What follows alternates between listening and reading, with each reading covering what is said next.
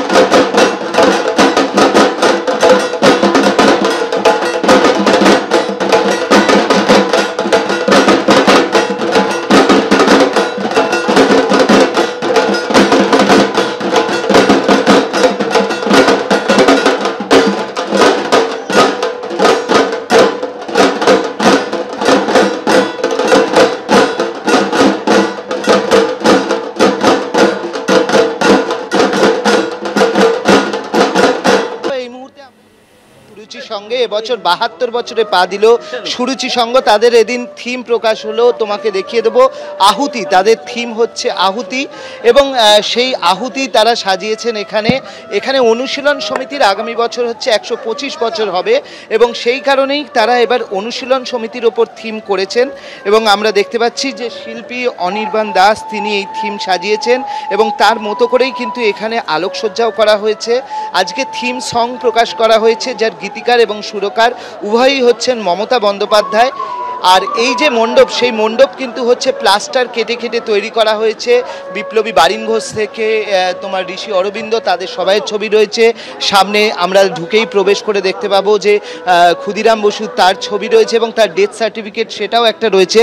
অন্যদিকে তোমাকে আর একটা জিনিস দেখিয়ে দেবো। এই প্রথম একটা জিনিস আমরা পেলাম, যেটা হচ্ছে প্রেস, এখানে হচ্ছে থিম সঙের ওপর একটা নোট, থিম নোট তারা বলছেন এবং এই থিম নোটটা তৈরি করা হয়েছে। বিপ্লবীরা এরকম বই, সেই বইয়ের ভেতরে কিন্তু তারা তাদের যে আগ্নেয়াস্ত্র, সেই আগ্নেয়াস্ত্র তারা রাখতেন। তো এই যে বইটা প্রকাশ করা হয়েছে, এই বইটাকেও সেরকমভাবেই করা হয়েছে যে এই বইয়ের ভেতরে বিপ্লবীরা এরকমভাবে আগ্নেয়াস্ত্র নিয়ে ঘুরতেন। সেই হিসেবে এই আহুতি অনুশীলন সমিতির বীর সেনানীদের স্মৃতিতে উৎসর্গীকৃত এই একটা আলাদাভাবে নোটও বের করা হয়েছে। অর্থাৎ একদিকে থিম নোট, তার পাশাপাশি থিম সং, যেটা হচ্ছে মমতা বন্দ্যোপাধ্যায় গীতিকার এবং সুরকার, এবং তার পাশাপাশি আমরা এখানে রয়েছি যেখানে তোমাকে দেখিয়ে দিচ্ছি যে এইটা পুরো মণ্ডপটা জুড়ে কিন্তু বিপ্লবীদের চিত্র তুলে ধরা হয়েছে।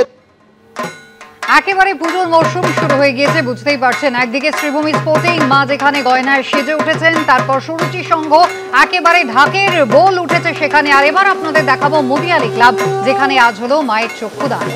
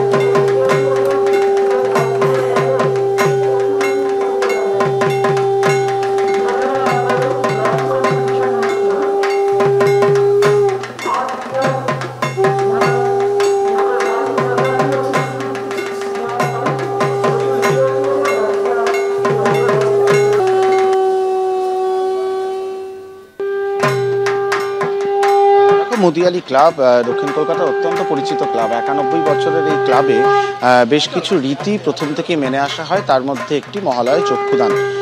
যেটা মহালয়া চক্ষুদান সম্বন্ধে যে বিষয়টি বলা হয় যে মহালয়ে চক্ষুদান করার কিন্তু আলাদা করে কোনো ধর্মীয় রীতি নেই, কিন্তু এটা একটা প্রথার মতন বহু বছর ধরে পালন হয়ে আসছে। বিশেষ করে বনেদি বাড়িতে যখন পুজো হতো সেই আমল থেকেই এই প্রথা পালন হয়ে আসছে। এখন বিভিন্ন মণ্ডপ বিভিন্নভাবে দুর্গাপুজো হয়, সেখানে সবসময় শিল্পীরা মহালয়াতেই চক্ষুদান করেন এমন নয়, কিন্তু মহালয়া এবং চক্ষুদান এই দুটো শব্দের মধ্যে একটা আত্মিক যোগাযোগ অবশ্যই রয়েছে এবং সেই জায়গা থেকেই মুদিয়ালি তাদের প্রথা মেনে মহালয়ার দিন চক্ষুদান সেরে থাকে। এই মুহূর্তে আমরা যেটা দেখতে পাচ্ছি যে গোটা মণ্ডপ জুড়ে প্রচুর যারা এখানকার বাসিন্দারা রয়েছেন তারা একেবারে শঙ্খধ্বনির মাধ্যমে এই জায়গাটাকে মুখরিত করে রেখেছেন এবং তার মধ্যেই চক্ষুদানের যে পদ্ধতি সেটা শিল্পী সারছেন। এবং চক্ষুদান একটি গুরুত্বপূর্ণ বিষয়, কারণ মনে করা হয় যে দেবীর মূর্তি সম্পূর্ণ হলে ষষ্ঠীতে বোধন তো হবে অবশ্যই, তার আগে চক্ষুদানও কিন্তু এক রকমের প্রাণ প্রতিষ্ঠা, দেবীকে সেই চক্ষুদানের পদ্ধতি চলছে। মুদিয়ালি ক্লাবের যদি বৈশিষ্ট্য বলি, মুদিয়ালি ক্লাবে এখন বিভিন্ন রকমের ভাবে মণ্ডপ তৈরি হয়। এবারেও আত্মশুদ্ধি থিমের ওপর এই মণ্ডপটিকে তৈরি করা হয়েছে, কিন্তু মুদিয়ালিতে বরাবর যেটা করা হয়, যে থিমই হোক না কেন প্রতিমার যে রূপ সেটা কিন্তু অপরিবর্তিত থাকে এবং কৃষ্ণনগরে বানানো হয়, কৃষ্ণনগরের শিল্পীরা এই মূর্তি বানান।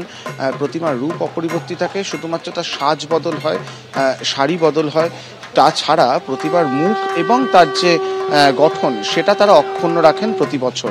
ঠিক সেরকমভাবেই এবছরের মণ্ডপ তৈরি হয়েছে, এইভাবে প্রতিমা তৈরি হয়েছে এবং যে রীতি আমরা পালন হতে দেখি মহালয়ার দিন চক্ষুদানের, সেই মহালয়ার চক্ষুদানের রীতি এই মুহূর্তে চলছে। আমরা দেখতে পাচ্ছি যে দেবী দুর্গার যে ত্রিনেত্র, তার মধ্যে ডান এবং বাম নেত্রতে যে তুলি বোলানোর কাজ সেটা এই মুহূর্তে চলছে এবং তারপরেই মণি প্রতিষ্ঠা এবং সবশেষে তৃতীয় চক্ষুদান হবে। একটা সময় সাপেক্ষ বিষয়, যারা শিল্পী তারা বারবার বলে থাকেন যে মূর্তি তৈরি যেমন একটি কঠিন এবং একটি শৈল্পিক বিষয়, চক্ষুদান ঠিক ততটাই শৈল্পিক বিষয়। গভীর মনোসংযোগ লাগে, কারণ খুব স্বাভাবিকভাবেই আমরা যখনই প্রতিমার দিকে তাকাই সম্ভবত 80% মানুষের প্রথম চোখ কিন্তু দেবীর চোখের দিকেই পড়ে। সেই জায়গা থেকে এই প্রথা অত্যন্ত গুরুত্বপূর্ণ এবং যেটা তোমাকে বলছিলাম যে এর কোনো ধর্মীয় অনুষঙ্গ সেই অর্থে নেই, কিন্তু এটি একটি রীতি বা প্রথার মতন হয়ে এসছে যে বেশ কয়েকটি বাড়িতে থেকে শুরু করে মণ্ডপ তারা মনে করেন যে মহালয়া চক্ষুদান একটি রীতি এবং সেটি একটি শুভ রীতি। সেই রীতি মেনেই এই মুহূর্তে চক্ষুদান চলছে। এই পদ্ধতি যথেষ্ট লম্বা, কারণ আমি তোমাকে বলছিলাম যে অত্যন্ত যত্ন এবং মনোসংযোগ সহকারে শিল্পীকে এই কাজ করতে হয় এবং সেই মতোই কিন্তু এই মুহূর্তে চক্ষুদান চলছে। আস্তে আস্তে এই চক্ষুদানের পরই দেবীর মূর্তির দিকে তাকালে যে দেবীত্ব ভাব সেই প্রাণ প্রতিষ্ঠার বিষয়টিও কিন্তু হবে। তারপরে ষষ্ঠীতে গিয়ে বোধন এবং দুর্গাপুজো শুরু। সার্বিকভাবে মুদিয়ালিতে যে পরিবেশ তৈরি হয়েছে, বিশেষ করে পাড়ার সবাই এখানে এসে জড়ো হয়েছেন, শঙ্খধ্বনি চলছে তুমি নিশ্চয়ই শুনতে পাচ্ছ এবং তার সঙ্গে দেবীর চক্ষুদান। এটা কিন্তু বলাই চলে যে দুর্গাপুজোর সূচনা লগ্ন যে মহালয়ার দিন থেকেই মোটামুটি মানুষের মননে শুরু হয়ে যায়, সেটা কিন্তু এখন যথেষ্টই স্পষ্ট হচ্ছে।